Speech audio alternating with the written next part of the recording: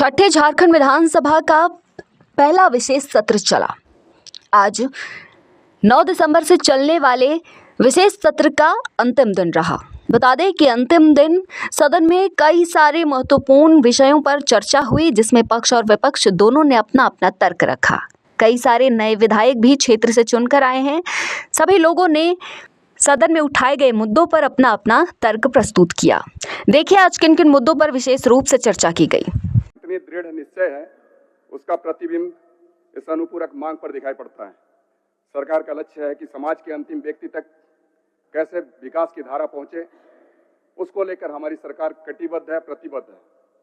लोक कल्याणकारी सरकार, हमारी अबुआ सरकार सबसे कल्याणकारी योजना जो हमारी मैया सम्मान योजना की है, इस विषम परिस्थिति में भी, आज की जो विषम परिस्थिति है, इस विषम परिस्थिति में भी हमारी सरकार के द्वारा इस बजटीय उपबंध जो हमारा आया है, द्वितीय अनुपूरक अनुदान, उसमें हमारी महिला बाल विकास विभाग को इस विषम परिस्थिति में भी हमारी सरकार के द्वारा राशि की व्यवस्था की गई है।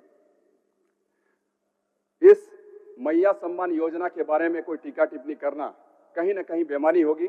अगर कोई टीका टिप्पणी होती है तो हम ये कहेंगे कि राजनीतिक चश्मे से इसे देखा जा रहा है। मेरा ये मानना है महोदय, जिस तरीके से वृद्धा पेंशन, विधवा पेंशन, लाल कार्ड, पीले कार्ड की हम बात कर ले, अगर कोई उसे काटने छाटने की बात करता है तो ये गलत है। ठीक उसी तरीके से आज कहीं ना कहीं हमारी माँ बहनों को स्वावलंबन की दिशा में आगे बढ़ाने के लिए एक बेहतर प्रयास अगर कहा जाए, सार्थक प्रयास, तो ये होगा।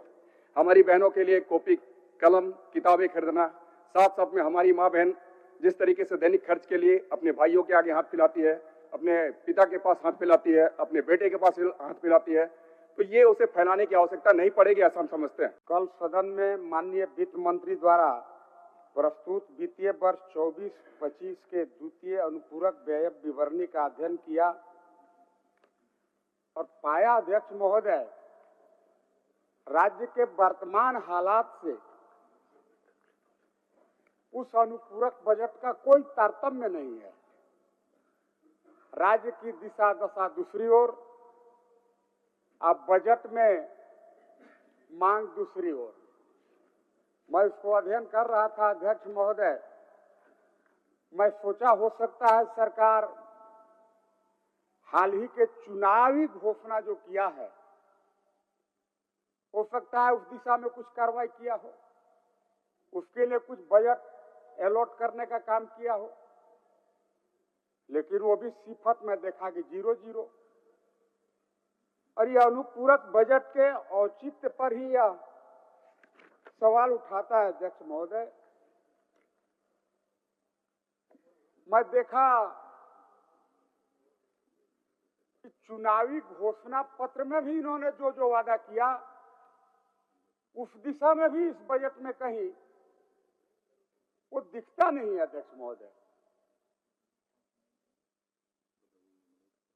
आज अल्पदेय मानदेय भोगी जो हैं, संविदा कर्मी हैं, सेविका हैं, सहायिका हैं, अध्यक्ष महोदय, सबकी हालत बद से बदतर है।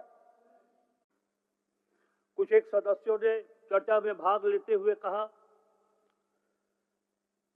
कि जब प्रथम अनुपूरक 4,000 करोड़ रुपया और द्वितीय अनुपूरक 11,000 करोड़ रुपया जब आपने राशि खर्च नहीं की,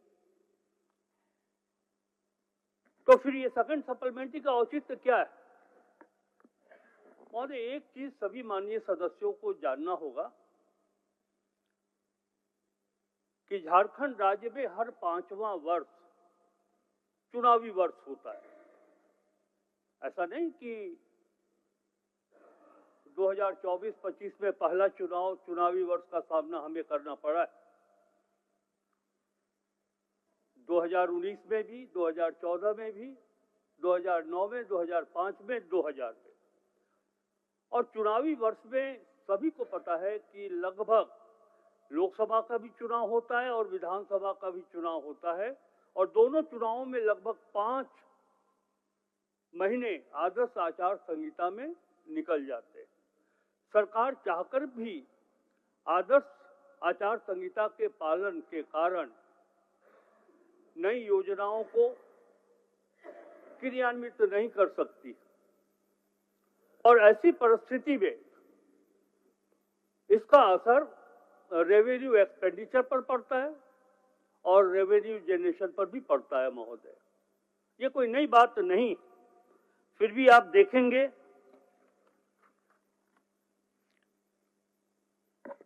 यदि खर्च की बात की जाए तो फाइनेंशियल ईयर 2014-15 जो चुनावी वर्ष था अध्यक्ष महोदय, इसमें 4,668 करोड़ रुपया नवंबर महीना जो चुनाव का महीना था खर्च हुआ है। फिर 2019-20 में चुनावी वर्ष हुआ, 22,780.56 करोड़ रुपए खर्च हुए और 2024-25 में झारखंड सरकार ने 36,795 रुपया खर्च की। ये उपलब्धि है हेमंत सोरेन सरकार की और हमारे राज्य के वित्त विभाग से जुड़े हुए पदाधिकारियों की, दूसरे विभाग के जुड़े हुए अधिकारियों की। महोदय, दूसरा अनुपूरक बजट सरकार ने रखा है, कुछ चीजें इससे साफ नहीं हो रही हैं। इस अनुपूरक बजट में कुल 11,494 करोड़ रुपए का प्रावधान है, जिसमें 6,390 करोड़ केवल महिला बाल विकास विभाग का है और इसमें मैया सम्मान योजना की राशि भी है और सर्वजन पेंशन योजना की राशि भी है। महोदय, जब बजट बना था तो उस समय जो योजनाएं चल रही थी उन योजनाओं के बारे में आवंटन होना चाहिए था, परंतु ऐसा लगता है कि सर्वजन पेंशन योजना में सरकार ने उस समय आवंटन नहीं दिया। अब इतनी बड़ी राशि जब ली जा रही है द्वितीय अनुपूरक के माध्यम से सदन की अनुमति ली जा रही है, तो सरकार को ये बताना चाहिए कि 30 नवंबर तक सरकार के किस विभाग ने कितना खर्च किया है और कितना खर्च अवशेष रह गया है, और ये जो प्रतिपूर्ति इसकी करेंगे इतनी बड़ी राशि की, तो किस किस विभाग के बजट पे कटौती करके उसका सरेंडर करा के और इसके लिए धनराशि ली जाएगी।